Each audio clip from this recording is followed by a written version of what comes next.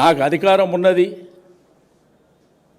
నేనేదో రాచరికం చేస్తా, నా ఇష్టం ఉన్నట్టు నేను చేస్తా అంటే మీ ప్రభుత్వము దీర్ఘకాలికంగా నిలబడడానికి అవకాశం ఉండదు.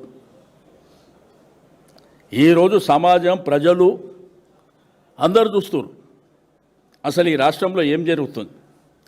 కేసీఆర్ గారి పరిపాలన ఉన్నప్పుడు ఎన్ని అద్భుతాలు జరిగినాయి. వాళ్ళు మాట్లాడితే ప్రజాపాలన అంటారు.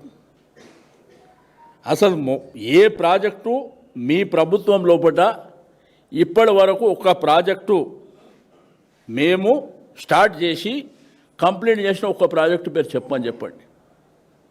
మొన్న పోయిన చెనాక కొరాటా కానీ, అదేవిధంగా ఖమ్మంలో జరిగినటువంటి ప్రాజెక్టు కానీ, మీరు ఎక్కడికి పోయినా మేము స్టార్ట్ చేసినవి మీరు చేసిర్రు తప్ప కొత్తగా మీరు ఏ ప్రాజెక్ట్ అన్నా చేసిర్రా. బట్ ఈరోజు ప్రజలకు కావాల్సింది ఏంది? రైతు భరోసా ఇస్తామని చెప్పారు, అది ఇచ్చిండ్రా లేదా అనేది. 2500 రూపాయలు మహిళలకు ఇస్తా అన్నారు, అది ఇచ్చిందా లేదా? తులం బంగారం ఇస్తామన్నారు, అది ఇచ్చిండ్రా లేదా? నిరుద్యోగ భృతి ఇస్తామన్నారు, ఇచ్చిండ్రా లేదా? 2 లక్షల ఉద్యోగాలు ఇస్తామన్నారు, చెప్పిండ్రు, ఇస్తారా లేదా? మహిళలనంట కోటీశ్వరుని చేస్తామని చెప్పారు. మీకు చూసిండ్రు సమ్మక్క సారక్క జాతర జరుగుతుంది. ఆ సమ్మక్క సారక్క జాతర విషయంలో అక్కడ ప్రాజెక్టు ఏదైతే ఆ డెవలప్మెంట్ ఉన్నదో దాని విషయంలో కూడా 2 మంత్రులు, ఇన్ఛార్జ్ మంత్రికి ఎన్ని గొడవలు అయినాయో కూడా మీరే పత్రిక టీవీలో చూసారు. దానికే కదా పరిపాలన చేస్తుర్రా, సర్కస్ నడిపిస్తుర్రా అని అడిగింది. ఇట్లా ఇష్టం ఉన్నట్టు మొన్న సికింద్రాబాద్ విషయంలో మేము ఒక ర్యాలీ, శాంతి ర్యాలీ పెడితే అక్కడ కూడా అక్రమంగా అందరిని అరెస్ట్ చేసినటువంటి వ్యవహారం. ఇక ఇప్పుడు పాత్రికేయులను కూడా వదిలిపెట్టే పరిస్థితుల్లో లేదు. వాళ్ళను కూడా ఇష్టానుసారం అక్రమ కేసులు పెట్టి బనాయించేటువంటి వ్యవహారం చేస్తారు. నేనేమంటున్నా, ఒక మంచి ప్రభుత్వం, గుడ్ గవర్నెన్స్ ఉండాలంటే పరిపాలన మీద దృష్టి పెట్టండి. మా మీద దృష్టి పెట్టడం మూలాన మీకు నష్టం జరుగుతుంది తప్ప లాభం జరగదు. మీ అంతలో మీరే తీవ్రమైనటువంటి నష్టానికి మీరు లోనవుతారు. 2 సంవత్సరాలు అయిపోయింది, దగ్గర 2 మాసాలు అవుతుంది. 2 సంవత్సరాలు 2 మాసాలు. ఈ 2 సంవత్సరాల 2 మాసాల్లో నీ అద్భుతమైనటువంటి ప్రజాపాలన ఏం చేసిర్రో ప్రజల సమక్షంలో పెట్టండి. అసలు మీరు గవర్నమెంట్ నడిపించే పరిస్థితి ఉందా? కేసీఆర్ గారు సెక్రటరియట్లో కూర్చుంటలేడు అని మాట్లాడారు.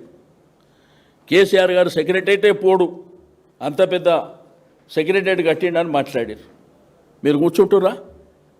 మీరు పోతుర్రా? కమాండ్ కంట్రోల్ అనేది దేనికోసం కట్టింది మీకు అందరికీ తెలుసు, మీడియా మిత్రులకు. కమాండ్ కంట్రోల్ ఈ రాష్ట్రానికి, ఈ దేశానికి గర్వకారణంగా ఉండాలని కట్టారు.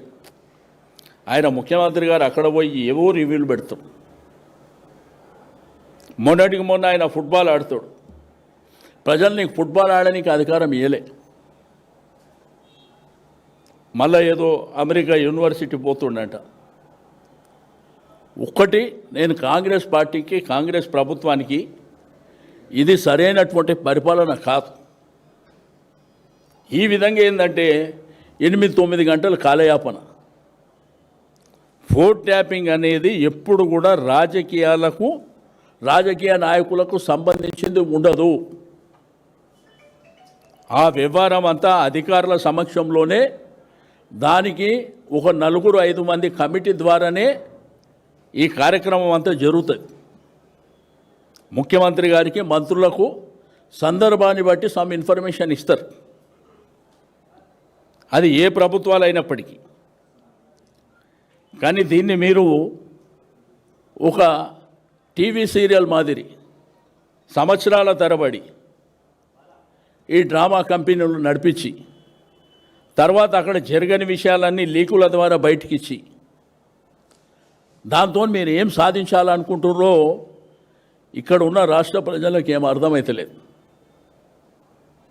పంచాయతీ ఎన్నికల్లో బ్రహ్మాండమైనటువంటి మెజారిటీతో గెలిచినాం అనుకుంటారు. టీఆర్ఎస్ ప్రభుత్వం ఉన్నప్పుడు 100కి 98% జిల్లా పరిషత్లు, మున్సిపల్ కార్పొరేషన్లు, దాంతోపాటు పంచాయతీలన్నీ ఎంపీటీసీ, జెడ్పీటీసీ అన్నీ కూడా 100కి 98% గెలిచింది టీఆర్ఎస్ ప్రభుత్వం.